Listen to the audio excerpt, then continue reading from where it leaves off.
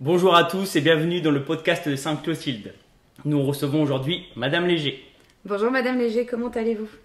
Bonjour Monsieur Boucher, bonjour Madame Delaporte, je vais très bien. Comment s'est passée votre rentrée? Très bien, très bien. Une rentrée c'est toujours très mouvementé, mais on s'en sort bien. Ok, vous avez passé de bonnes vacances quand même? Oui, j'ai réussi à me reposer. Vous avez travaillé sur un gros projet, il me semble, cet été. Et nous travaillons tous ensemble depuis bientôt 2 ans sur ce projet. Le projet des 45 minutes. Alors, pouvez-vous nous expliquer, pour nos auditeurs, en quoi ça consiste et pourquoi ce choix des 45 minutes? Donc, le projet des 45 minutes, avant tout, il est basé sur le temps de concentration des jeunes. Donc, 45 minutes, c'est le maximum. L'idée, c'est de pouvoir réaménager le temps scolaire. Alors, 45 minutes de cours. On a des séances de cours classiques avec les enseignants, comme on peut les connaître depuis des années. Et le temps récupéré permet de proposer des séances de soutien pour les enfants qui ont des difficultés et qui en ont besoin, et des séances d'approfondissement pour les enfants qui, au contraire, comprennent vite, s'en sortent bien et veulent aller plus loin. Il permet également de dégager du temps pour réaliser ce que nous avons appelé dans l'établissement les PCC, les pratiques de connaissances et compétences, dans lesquelles les jeunes vont aller travailler leur discipline, mais à l'intérieur d'un projet concret. Exemple, en 5e, des professeurs de technologie, de SVT ont décidé de créer des PCC pour travailler sur le petit jardin pédagogique. Donc les disciplines, la technologie, la SVT et les mathématiques qui sont venues s'ajouter hier vont permettre de travailler sur le jardin pédagogique pour l'aménager, pour faire des plantations, pour travailler sur un récupérateur d'eau. Donc on peut travailler le volume, la capacité, le débit, les pourcentages, puisqu'il faudra bien acheter un récupérateur d'eau et si possible en promotion. Voilà, donc c'est la philosophie du projet. Ok, et comment ça vous est venu? Enfin, d'où viennent ces idées? Est-ce que ça vient de vous? Est-ce que vous avez vu ça ailleurs? On parlera après de votre parcours, peut-être que ça vient de là aussi, mais comment ça vous est venu du coup? Alors l'idée, elle n'est pas sortie de mon chapeau. L'enseignement général, la directrice... Oula. C'est pas grave, c'est Voilà. pas grave. C'est en Comme le direct. dit Madame Delaporte, je suis humaine et je bafouille. C'est ça.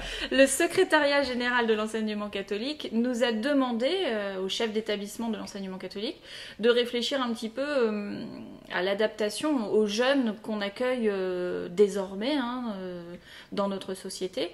Et lors d'une réunion en chef d'établissement à la direction diocésaine ici à Amiens, j'ai assisté à différentes interventions de spécialistes, de chercheurs et de chefs d'établissement qui avaient des projets innovants. Et moi, j'ai beaucoup accroché sur ce projet d'aménagement du temps. Je me suis retrouvée en visio et j'ai contacté un chef d'établissement d'un ensemble scolaire du sud de la France. Qui travaille déjà avec cet aménagement du temps. Monsieur Duval, Madame Préval et moi-même nous sommes rendus dans cet établissement à Alès. On a vécu en immersion pendant 2 jours. On est allé à la rencontre des équipes, des élèves. Il y avait des collégiens, il y avait des lycéens et on a vraiment été enthousiasmés. Les élèves nous ont dit ne plus vouloir retourner dans un cursus classique, dans un aménagement classique, tellement ils y trouvaient leur compte et les enseignants d'eux-mêmes. Aucune inquiétude sur le fait de terminer les programmes. Les enseignants nous indiquaient que les programmes sont terminés et même avant l'aménagement classique. Et puis les enfants appréciaient beaucoup le fait de travailler différemment et de s'investir dans des projets concrets. Ok, très bien. En effet, c'est très intéressant. Et du coup, moi et Madame Delaporte, Madame Delaporte et moi, on se posait la question en créant ce petit podcast. On aime bien savoir un peu le parcours de chacun. Et c'est vrai que vous êtes notre directrice, notre chef d'établissement, mais à part les dernières années, on ne connaît pas trop votre parcours depuis le plus jeune âge. Alors, est-ce que vous pouvez nous en parler? Oui, alors, donc moi j'ai fait une scolarité, on va dire, classique. J'ai passé un bac général avec des options scientifiques. Et ensuite, je me suis engagée dans des études pour passer le CAFEP. Et j'ai validé mon CAFEP en mathématiques. Donc je suis devenue enseignante en mathématiques. J'ai eu mes premières années où je faisais des suppléances et j'ai été titularisée en 2020. J'ai tout de suite été nommée au collège Charles de Foucault à Albert où j'ai fait 21 ans. J'ai travaillé sur tous les niveaux, de la 6e à la 3e. Je coopérais avec une collègue qui avait fait ses études avec moi. Voilà, on travaillait beaucoup ensemble et c'était un choix de ne pas travailler sur un seul niveau, mais de partager tous les niveaux pour justement toujours rester dans le coup, toujours avoir les programmes en tête, pouvoir partager beaucoup, travailler, s'échanger des idées et s'échanger des élèves sur des temps en barrette. Voilà. Au fur et à mesure des années... Le chef d'établissement Sabine Melin, qui désormais est une amie, m'a confié des missions. J'ai débuté comme professeur principal, ensuite responsable de niveau, j'ai ensuite intégré le conseil de direction. Lorsque Sabine Melin avait des réunions, elle me confiait aussi certaines missions. Et puis un jour, en discutant avec elle, je lui ai fait part de mon envie aussi peut-être d'aller vers la mission de chef d'établissement et dans un premier temps de partir en formation. Elle m'y a vivement encouragée. Je suis donc partie à l'école des cadres missionnés à Paris où j'ai fait 3 années de formation tout en conservant la mission d'enseignement. Et à l'issue de ces 3 années, eh bien, le poste ici à Sainte-Clotilde s'avérait libre. J'ai postulé, j'ai été reçue en entretien par la tutelle, par les membres de l'OGEC et me voici arrivée à Sainte-Clotilde où je m'épanouis dans cette mission. Une mission très riche, très très intéressante, très enrichissante comme je le disais, très prenante aussi, mais passionnante. Et quand vous parlez de la tutelle ou de l'OGEC, pour nos auditeurs qui ne connaissent pas du tout cet environnement de l'éducation et de l'enseignement catholique, vous pouvez expliquer un petit peu? Oui, alors, dans l'enseignement catholique, certains établissements, enfin tous les établissements ont une tutelle. Certains établissements sont sous la tutelle diocésaine, d'autres établissements sont sous tutelle congréganiste. Donc c'est notre cas ici à Sainte-Clotilde. Donc notre tutelle, ce sont les sœurs de l'Union romaine, les Ursulines de l'Union romaine. Donc nous faisons partie d'un réseau, le réseau méricien, qui s'étend sur toute la France. Donc, il a été créé par Angèle Mérici, sur qui nous nous appuyons. Ces textes sont des références pour nous, ces écrits. L'idée, c'était vraiment de travailler avec les jeunes. Au départ, ce n'était que des jeunes filles. Désormais, notre école est mixte. De travailler avec les jeunes ensemble. Si on doit retenir quelque chose, insieme, ensemble, pour s'entraider, pour aller vers l'autre, pour accepter la différence, pour voilà, le travail d'équipe, la tolérance, le fait de prendre chacun comme il est et de faire de nos différences des forces et d'avancer tous ensemble, mais pas enfermés sur nous-mêmes, vraiment en ouvrant vers le monde. Très bien. Alors, du coup, vous êtes passée d'enseignante à chef d'établissement. Est-ce qu'on peut savoir, du coup, la raison première qui a fait que vous avez eu un coup de cœur pour ce nouveau métier, du coup, qui vous attendait? Alors, en fait, c'est au fur et à mesure des années. Le fait de commencer à prendre des responsabilités dans l'établissement où j'étais, je me suis rendu compte que j'aimais beaucoup. J'aimais beaucoup... en fait, un chef d'établissement, pour moi, c'est un facilitateur. C'est-à-dire que les gens arrivent avec leurs projets, ou alors dans un établissement, on a besoin d'organiser des choses. Et le chef d'établissement, c'est toujours celui qui va travailler un petit peu en sous-marin, en disant, tiens, un tel, il aimerait faire comme ci, comme ça, on peut mettre ça en place, je pense à tel contact et telle chose, on peut peut-être contacter ainsi, enfin, voilà. Voilà, le chef d'établissement pour moi c'est ça, et je me suis rendu compte que j'aimais beaucoup venir comme ça, en porter les projets, aider les équipes et aider les gens à monter en compétences en fait. Parce que quand des collègues m'apportent un projet, c'est aussi pour eux le moyen d'aller vers autre chose et de toujours monter en compétences, et ça j'adore ça. Venir rendre service, venir porter les gens, les pousser à développer, à se faire confiance et à toujours progresser. Voilà, j'aime beaucoup. C'est toujours comme ça que j'ai vécu auprès des élèves, à ne jamais pointer le doigt sur ce qui ne va pas, mais plutôt mettre en valeur ce qui va bien. Toujours leur donner l'envie de se dépasser, toujours les rassurer. Voilà, ça me plaisait déjà en tant que professeur. Au travers des missions qu'on m'a confiées dans l'autre établissement, je me suis rendu compte que ça me plaisait énormément pour les équipes et pour l'établissement. C'est ce qui m'a amené à me dire, tiens Lucille, peut-être que tu peux aller en formation, voir un peu si toutefois ce métier de chef d'établissement pourrait te convenir. Ok. Et du coup, une question un peu plus personnelle, comment vous arrivez à... Parce que nous, personnellement, on sait que vous êtes mère de famille. Comment arrivez-vous à lier les deux? Parce qu'on sait que ça, professeur, forcément, ça prend du temps. Directrice, encore plus, vous êtes les deux. Comment arrivez-vous à lier les trois casquettes, on va dire, professeur, chef d'établissement et mère de famille? Alors c'est difficile. Alors moi j'ai 3 enfants qui maintenant, on va dire, sont grands. J'ai un fils aîné qui a 19 ans, sa sœur a 17 ans et leur petit frère, mais qui est grand, en a 14.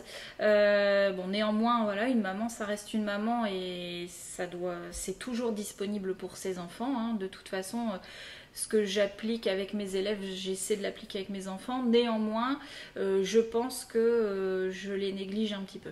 Voilà. Je pense que s'ils étaient là, ils pourraient en témoigner.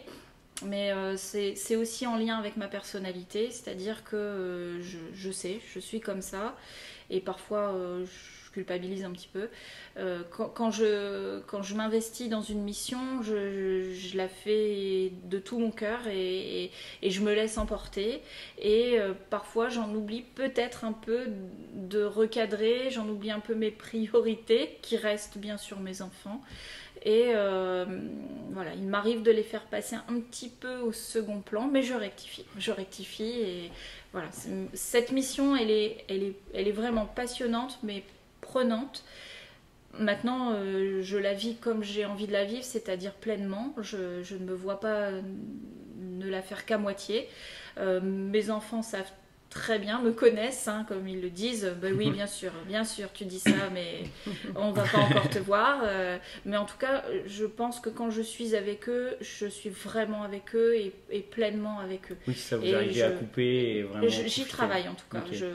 J'y travaille parce que c'est important. À la fois pour eux, ils ont une maman et voilà, ils ont besoin de leur maman, même si parfois je leur casse les pieds.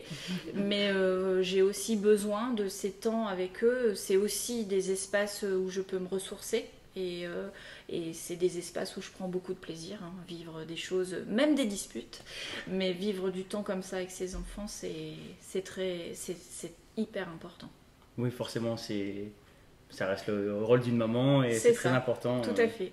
Donc, ok. Parce qu'en effet, vous êtes arrivé à Sainte-Clotilde il y a maintenant 3 ans. J'entame ma 3e rentrée. C'est ça. Et le projet est très innovant du réaménagement du temps de travail. Alors forcément, même avant ce projet, vous aviez déjà beaucoup de projets en cours. Moi qui suis arrivé il y a 1 an et demi, je crois maintenant.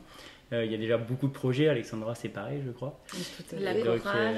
La chorale, peut-être bientôt un orchestre à Un l'école. orchestre. Enfin, Oui, non, mais... On n'arrête pas les projets. Non mais et les projets, on est bien d'accord, c'est pas moi qui les invente, hein, ce sont les enseignants qui me les apportent. Et encore une fois, moi je suis le facilitateur.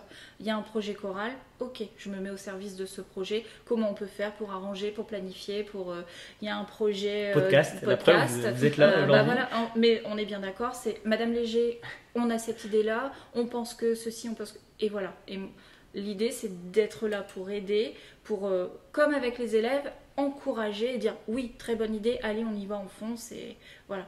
Oui, et vous, est-ce qu'à un moment vous vous êtes dit le projet 45 minutes, c'est un peu gros ou Alors, toujours, parce que on sait que ça fait 1 an et demi, 2 ans presque que vous travaillez dessus avec toute l'équipe. Est-ce qu'à un moment vous vous êtes dit non, je vais pas dans la bonne direction, ou vraiment cette sensation de mieux s'adapter à l'élève vous a toujours est resté votre fil rouge, et vous avez dit, enfin vous vous êtes dit je vais rien lâcher, et ce projet en fait est bénéfique pour l'élève, et du coup je vais y travailler à fond. Alors, sur la philosophie du projet, je n'ai jamais eu de doute. Je pense qu'il est nécessaire d'innover dans l'école, de s'adapter aux jeunes. Ils ont plein d'idées, ils travaillent de façon un peu différente des nôtres, peut-être, mais en tout cas, je n'ai jamais eu de doute sur la philosophie du projet. Par contre, j'ai abordé ce projet de la même façon que j'aborde un peu tous les projets qu'on m'apporte, c'est-à-dire que je prends un temps quand même d'étude.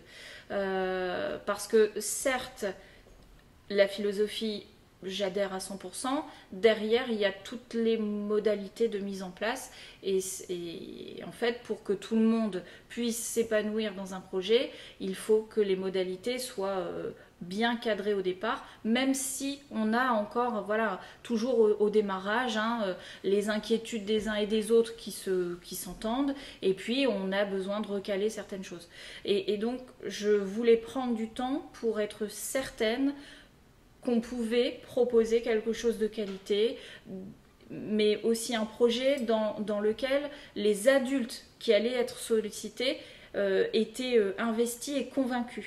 Donc avant de pouvoir dire voilà, on va faire comme ci et comme ça, non, je voulais travailler avec les équipes. Je n'aime pas arriver avec mes idées et dire vous allez faire ci, vous allez faire ça. Parfois, on y est un peu obligé.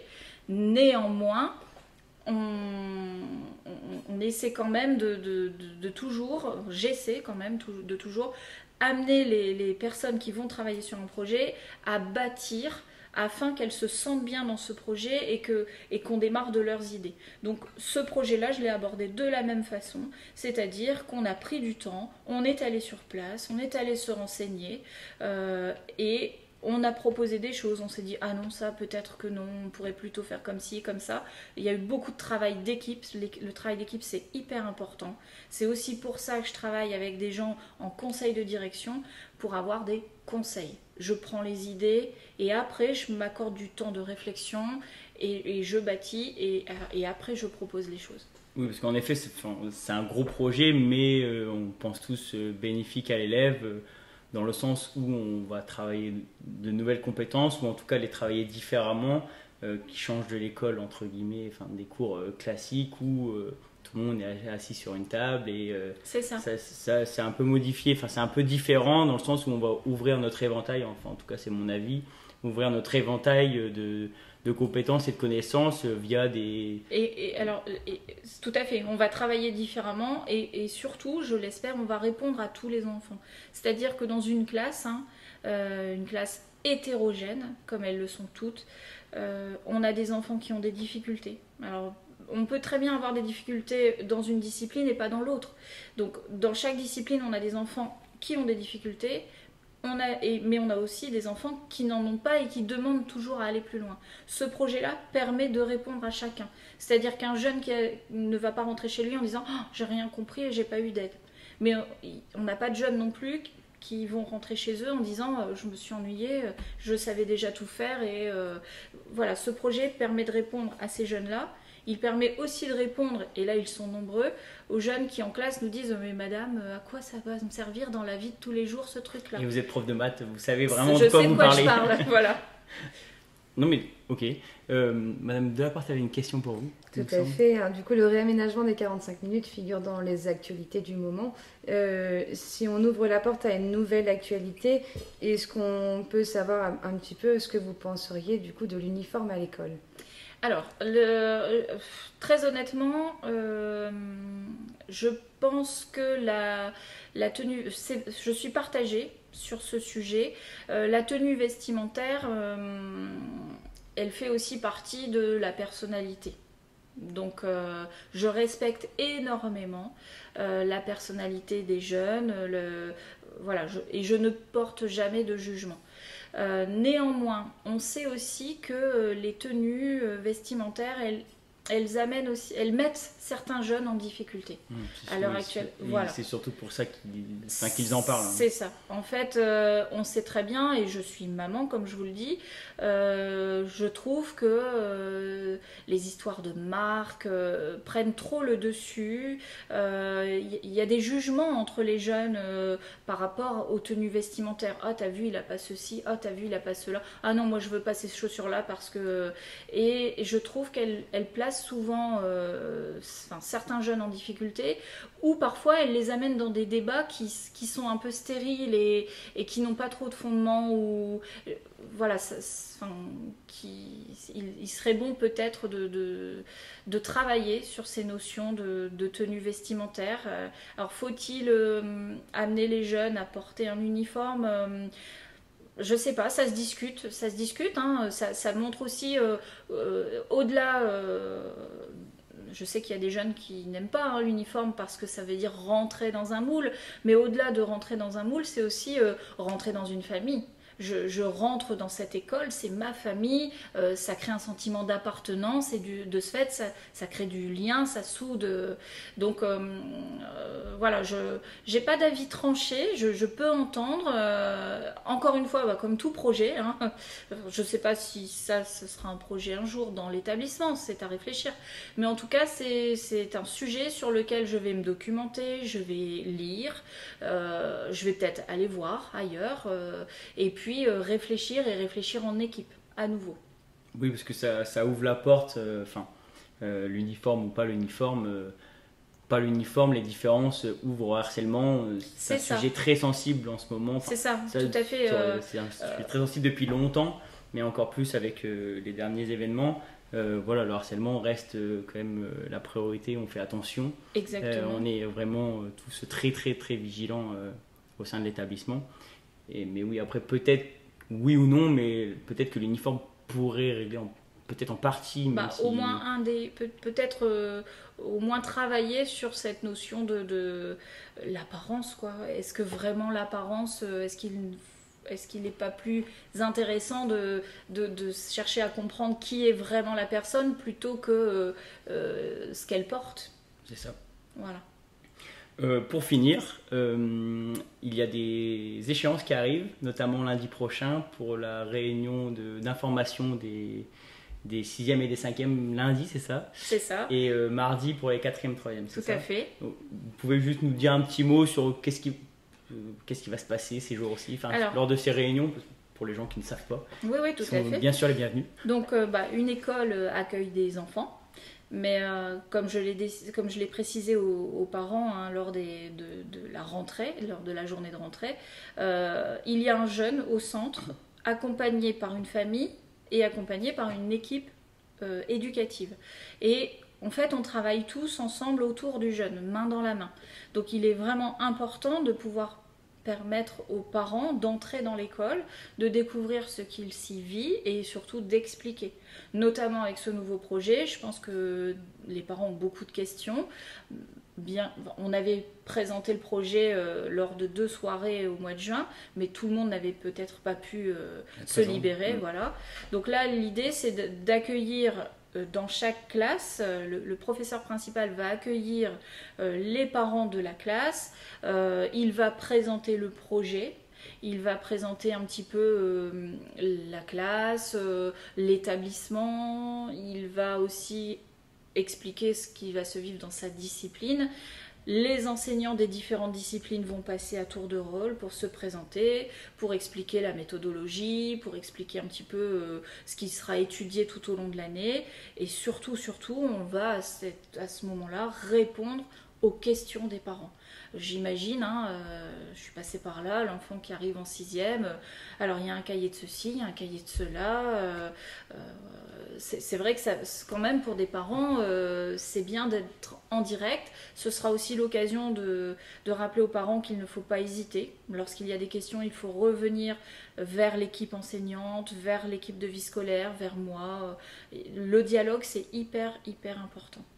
Et c'est pour ça qu'avec Madame Delaporte, nous avons choisi d'ouvrir ce podcast qui aura lieu très certainement le vendredi midi. Tout à fait. Tous les élèves sont le bienvenu. Comme vous avez pu l'entendre depuis quelques minutes, le podcast est un endroit où la parole est ouverte à tout le monde. Le but est de recevoir quelques invités, que les élèves reçoivent quelques invités qu'ils auront choisis et de parler des sujets de société qui les concernent. Qui concerne bien sûr les élèves, car forcément nous n'avons pas, étant adultes, les mêmes préoccupations. Donc on veut que ça devienne un espace de liberté, en tout cas d'expression et de dialogue, pour, même si nous ne sommes pas d'accord, discuter, dialoguer, comprendre l'idée de l'autre, et tout en forcément en le respectant et en essayant de dialoguer le maximum. De développer l'esprit critique. C'est ça, de développer l'esprit. Alors, si vous me permettez, je prends 2 minutes la parole pour vous remercier. Alors, je remercie Monsieur Raviac, qui est un des... qui a pensé le projet, en tout cas. On le salue. On le salue, voilà.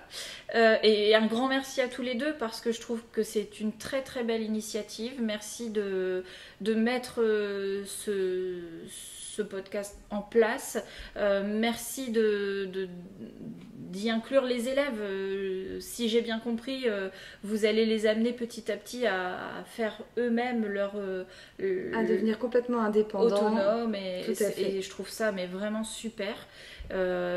On en revient toujours à ce que je disais, voilà, des idées qui naissent de vos esprits. Vous m'amenez ces idées, on se débrouille, on achète le matériel, on sollicite aussi les parents de l'appel qui sont très présents et qui nous aident beaucoup. Oui, on les remercie beaucoup. Oui, voilà. On les remercie. Et en fait, voilà, tout ça pour les jeunes, et je pense que vous aurez beaucoup de jeunes intéressés par ce club, et franchement un grand bravo. Merci. Les listes pour s'inscrire seront bientôt disponibles d'ici la semaine prochaine certainement. Vous pourrez vous rapprocher soit du coup de moi-même ou alors de Monsieur Boucher pour vous inscrire. Vous êtes évidemment toutes et tous les bienvenus. Il y aura de la place pour tout le monde, on s'arrangera, c'est pas un problème. Il y aura des roulements. Le but est de faire pas le plus de podcasts possible, mais de laisser la parole à chaque groupe, à chaque personne. Donc s'il faut en faire un toutes les semaines, il y en aura un toutes les semaines. Et d'intervenir sur le plus de sujets différents possible. C'est ça, donc vous êtes les bienvenus et on a déjà hâte de vous retrouver. Merci mesdames. Merci Monsieur Boucher également. Merci Monsieur Boucher, merci Madame Delaporte. Merci Madame Léger, merci de nous avoir accordé du temps sur ce midi. C'était avec plaisir, merci de m'avoir invité. Avec plaisir. Et je crois que le prochain invité, c'est bien Monsieur Raviac. Ça sera certainement très certainement Monsieur Raviac qui viendra nous expliquer un peu sa carrière personnelle et professionnelle. On l'écoutera avec attention. Merci Madame Léger, bon courage, bonne journée. Beaucoup. Merci beaucoup. Et à bientôt.